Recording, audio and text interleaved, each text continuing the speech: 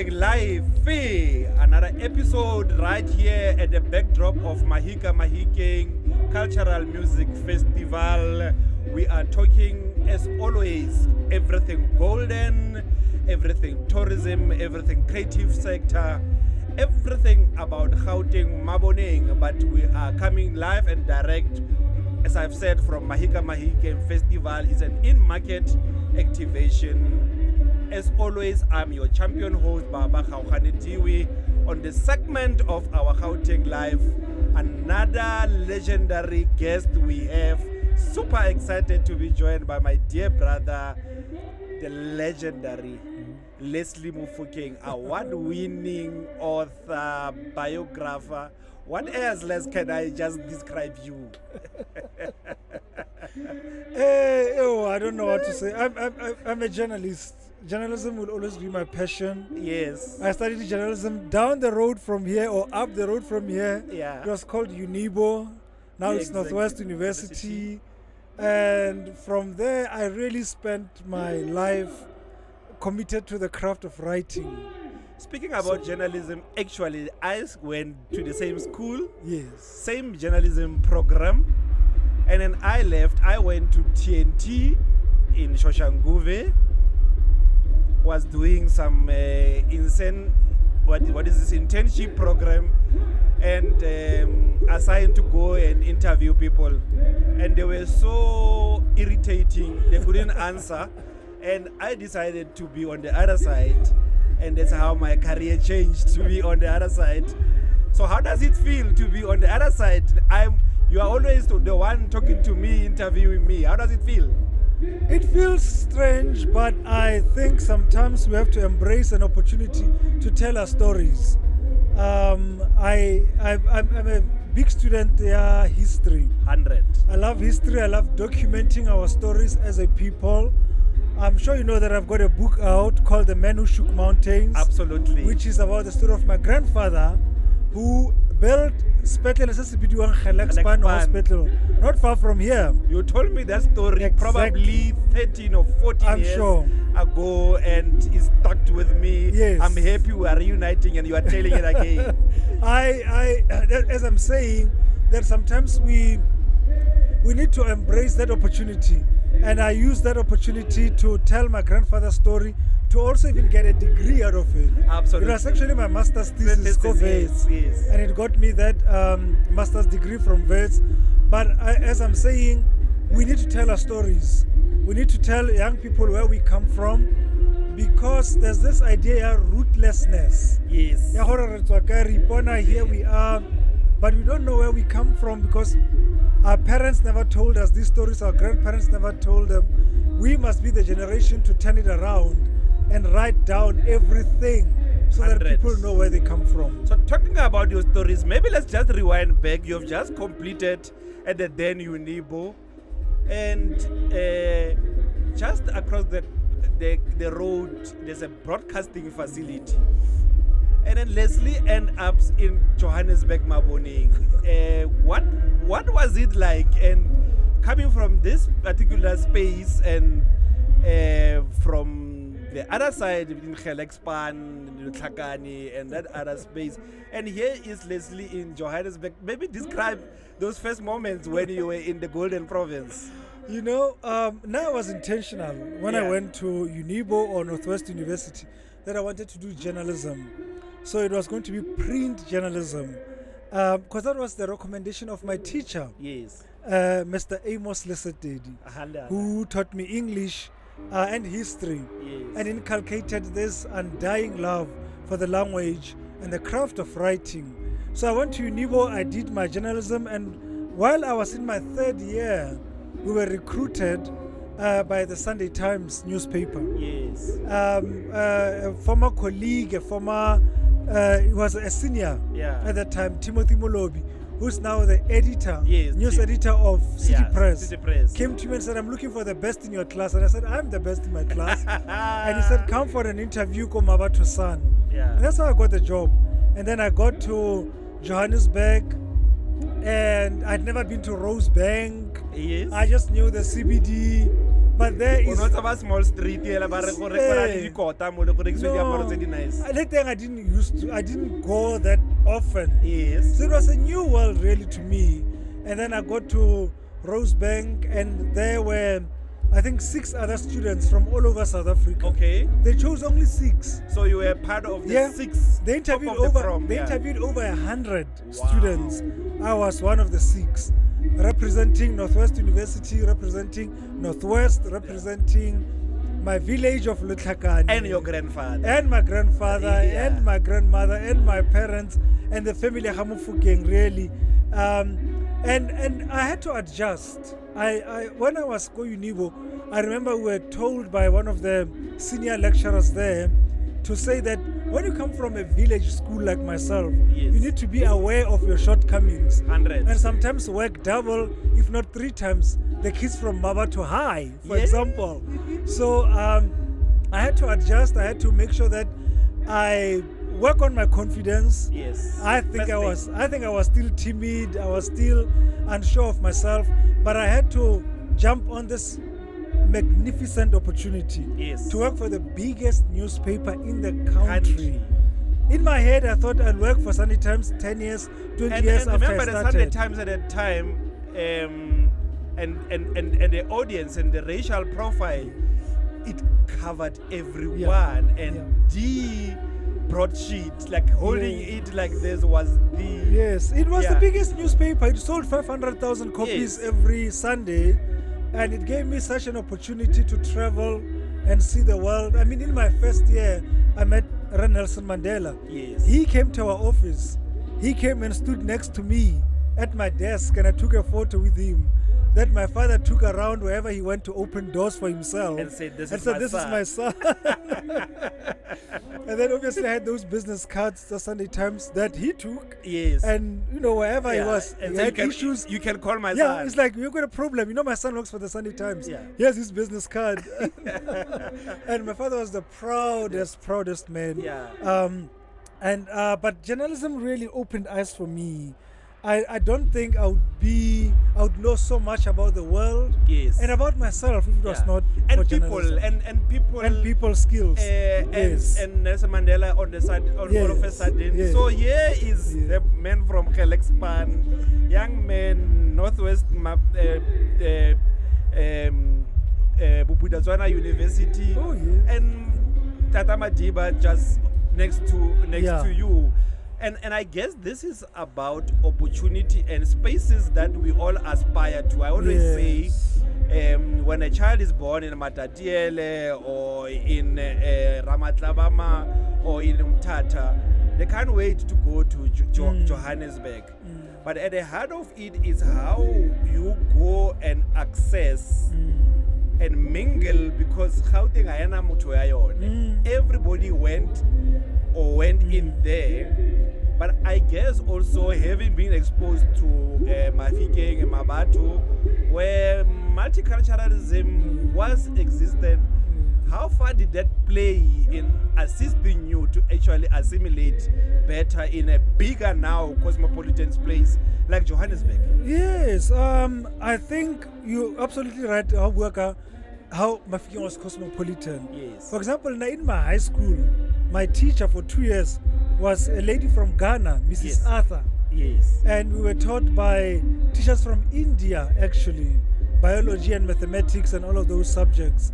So it might have been a rural school. I might have come from a rural village, a rural town, but I had an idea of the world. Absolutely. That there's a bigger world out there. Our teacher used to tell us about Accra, about Ghana, and we used to look at what she ate, how she spoke, her accent, how she looked like. So I knew that the world was much bigger out there. To actually even admiring, mimicking her, exactly, and the like. Exactly, and learning just that the world is not this small little village where you come from, where everyone speaks Setswana, and there's no other language except a bit of English that you learn from school. But you realize that there is so much more to accomplish outside of the schoolyard and your small village and the town of Mofokeng, where you used to go, and I used to buy the comic books Archie. Yes, I remember Archie. Yes, it was a series of comic book that's like 1, 2, 3, 4. Exactly. I remember that was those. my hobby. I read Archie after he was introduced to me by my cousin who lived in Botswana. His father was Professor Mofokeng. Yes. And they had traveled the world born. So when he came and said, here's some comic books, and I found that CNA in Mahikeng was selling Archie comic books, and I spent all my money on Archie. And my best friend Elias was more into like technology, into those games at the arcade. Oh yes. So I used to go with him to the arcade, and then my other passion was music, and I realized they had a jukebox, and I spent all my money on the jukebox. The 20 cent jukebox, and then I was always at the arcade and playing these games. Exactly. So those are my beautiful memories of Mahikeng, but also just how I got to see the world. And obviously the cinema here at Mega City, there's something to be said about watching big screen. Yes. Like watching movies. And how it shapes your eye. Yes. We take that for granted. I worked with a guy called Steve White, who every African month used to tour all of these small towns. We went to Venda, we went to Kimberley, to rural villages, and actually put up a cinema. Yes. Put up a projector and a screen. And play a movie for children. And it was so emotional when they said, I've never seen this in my life. And how it opens up your mind, how it shows you that there's a bigger world out there. You can never take that for granted. It's actually bigger in front of you. Absolutely. So you are like seeing the world. Yes. Everything is just big in front of you. Exactly. That thing does wonders to a child's psyche. Let's talk now less and entertainment. Now, Scribe, I guess you were looking at writing about Nelson Mandela, writing about Felicia Mabuza shuttle. And now here is Les and the entertainment sector. And I've always been saying in the space I'm in the space, our viewers, the visitor economy, there's an actual intersection between the entertainment sector and the visitor economy or tourism. Lesley now start venturing into entertainment, not just music. Lesley is holding handbag Brenda Fast. You thought I didn't know about that one. And then here is Lesley now in Johannesburg in the entertainment space and just soaring to greater heights. Well, I started as a court reporter. So after 6 months... No, that's the craft. That's where you start. Yeah, that's where you start. That's how journalism teaches. Exactly. I'm glad you say that. Young people don't know that you start court. So that you can be accurate, you can get things right, pay attention, all of that. That's the grounding. That's the grounding. After 6 months, I was bored. I was like, I'm tired of going to court. I want to meet... I'm interested in entertainment. Yes. I didn't say I want to meet celebrities. I said, I'm interested in this sector, entertainment. And my news editor said, I'm giving you 6 months to prove yourself. Wow. And I went over and beyond what was expected. As you mentioned, Bo Brenda Fassie, Bo Miriam Makeba, Dolira Tebe, Mela Tambulu, Ndete Kaifa Semenya, Mama Yvonne Chakachak. I met all of those people. I interviewed them. Bomandoza, when he launched in Kalagat, when he performed it for the first time, go Hyde Park. You were in the thick of things. Go Hyde Park at the new Metro Cinema. I was right there. Yes. I was entrusted, to tell that story. I first went to the Summers, Summer 3. Yeah. Summers celebrated 30 years. Yes. So it means for 27 years I was really involved Kodi Summer.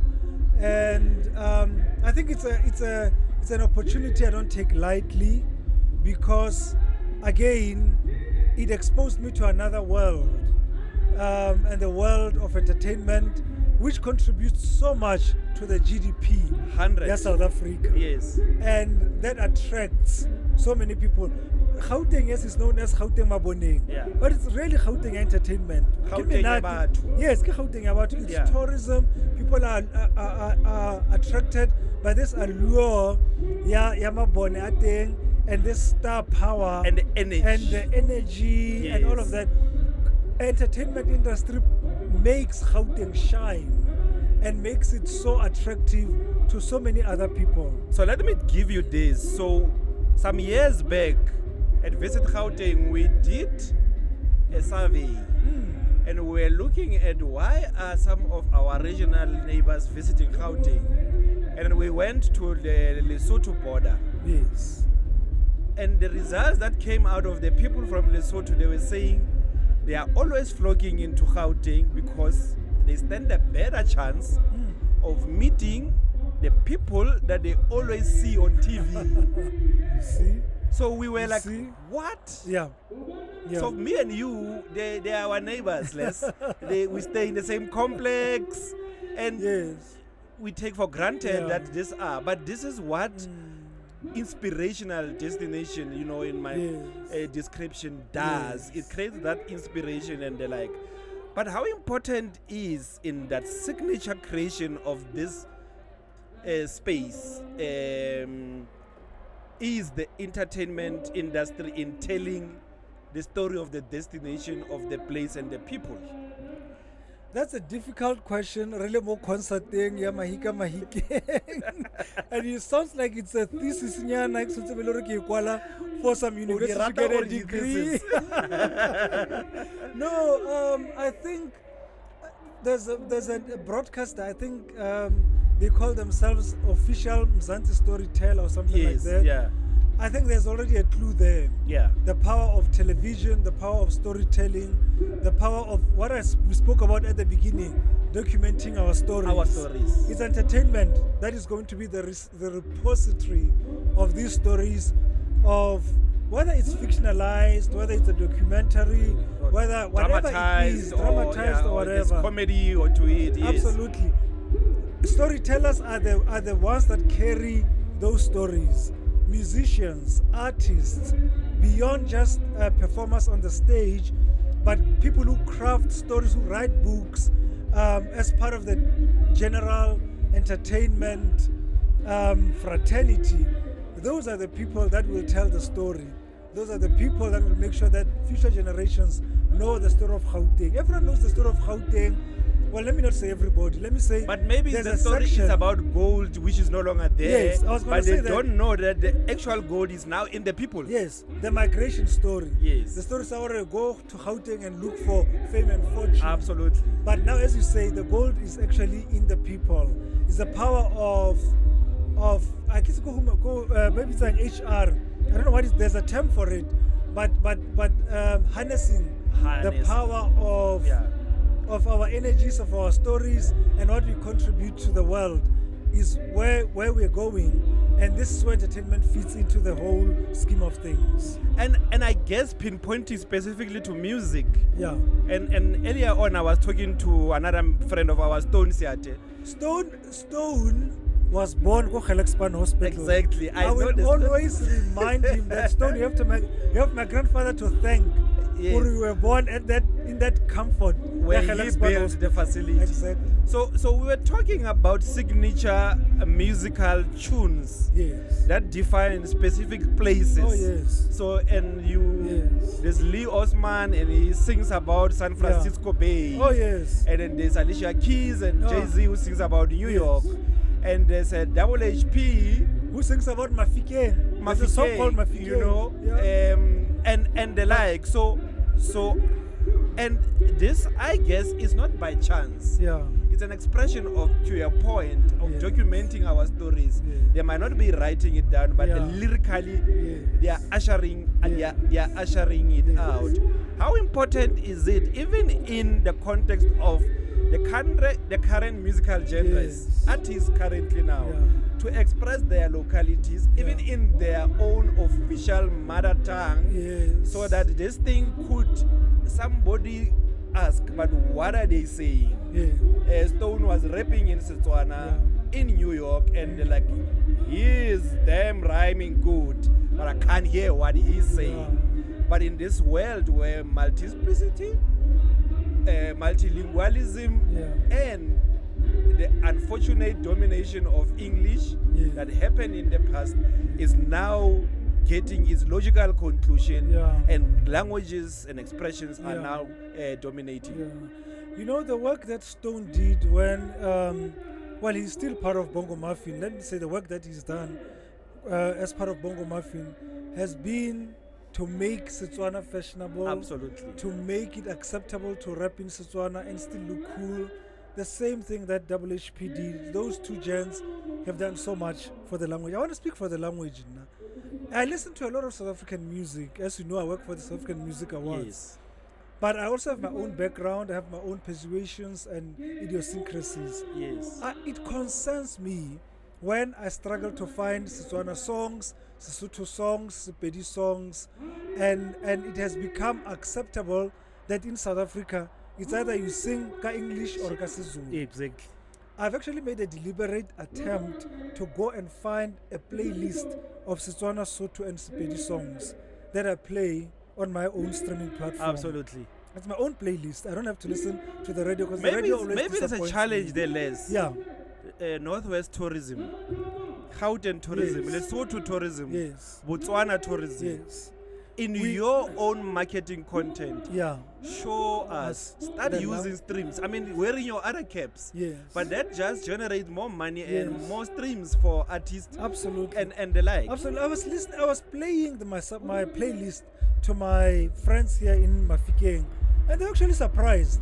Some of them of the music, the Setswana part, Yes. they come from Botswana, just across the border, which is Literally what, less than 7 minutes from 7 here, minutes where we from are. here, where we are.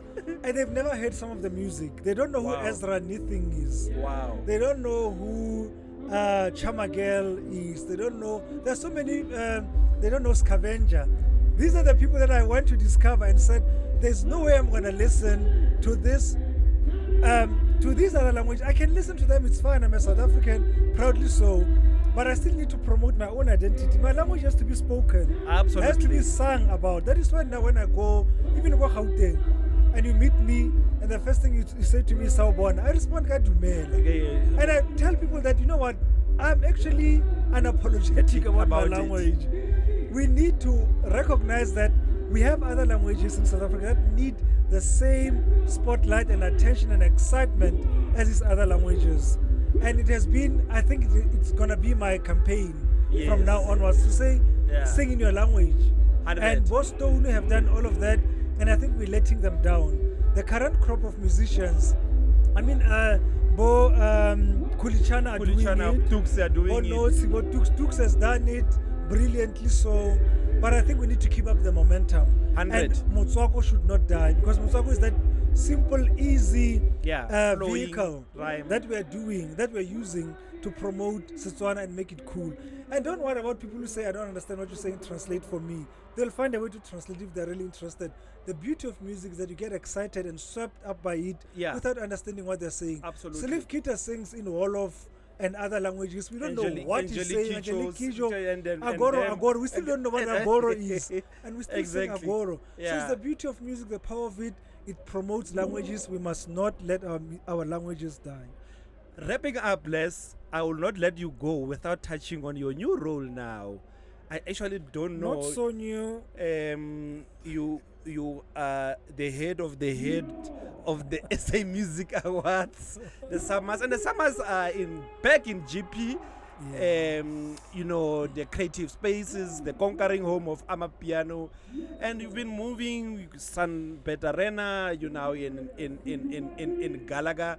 But how important is a facility like the Summer, which is part of our heritage, back in almost the national capital, where actually music hubs and entertainment hub is there, so that it's like boxing in Las Vegas.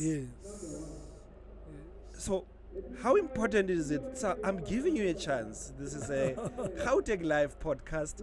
Authorities are listening and watching us. Pand this. Indicate to them the importance of this being at the head office of Africa's lifestyle and entertainment. The Summers are not just another awards. They are our golden awards. Absolutely. In Gauteng, we just deal with gold because gold is the first prize. Platform is yours. I've been at the Summers for 5 years as a spokesperson and communications manager, and my task has always been to communicate the message of the summer, what the summer symbolizes, what it is about. And I like how you put it, that it's the gold standard of music awards, not just music, really just awards, period, in South Africa. They've been going on for 30 years. They are a legacy brand. They don't have a lot to prove. And I think Summer 30 that we saw in November is further proof that the Summer are entrenched into the fabric of South African entertainment. It is significant that the Summers are back in Gauteng. The Summers have established a home at Galaga Estate or Galaga Convention Center, and it was a success this year.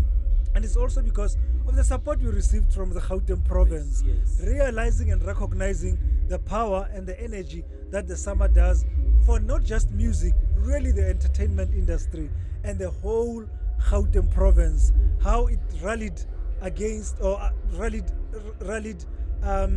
English in rallied against all rallied odds. Towards or rallied Everyone. for the success, rallied for the success of the Summer. The Summer contributes so much to the provincial economy. We might not talk about national because yes, it's in Gauteng. Someone might say wherever, but people traveling into Gauteng, absolutely, people booking accommodation into Gauteng, people buying, the power of the rand in the province, the cash flow, the cash inflow into the province is untold. The figures will come, the numbers will come, but let us keep the Summers in Gauteng. We are always open to other provinces, but you're right about the capital city of entertainment being Gauteng, not just in South Africa. I think SADC probably even in Africa. So we are at home, we are comfortable, we are happy. We are just about to announce soon, next week, we'll be announcing Summer 31. The Summers are still going strong, and we thank you as Gauteng province and the Gauteng people and the neighboring provinces, Northwest, Limpopo, Free State, Mpumalanga, for coming, and others from all over the country and the region for supporting the Summer. You've heard it live here on Gauteng Live, Summer 31, cooking with gold, cooking with gas, ensuring that we keep the legacy going. This was another exciting edition of Gauteng Live, coming direct from Mahika, Mahikeng. Thank you very much, Les. It's been a wonderful experience having you back again, chatting with you. One of my favorite dear brother, author, award-winning. I can go on and on. You've heard it Thank on. you so much, the Summers are back again. They will be pioneering 31 years into the new year, and you will get more information from us. Lesley, thank you very much. Thank you. God bless you, my brother. God bless you too, Morare. Ki itumetse thata. Pula.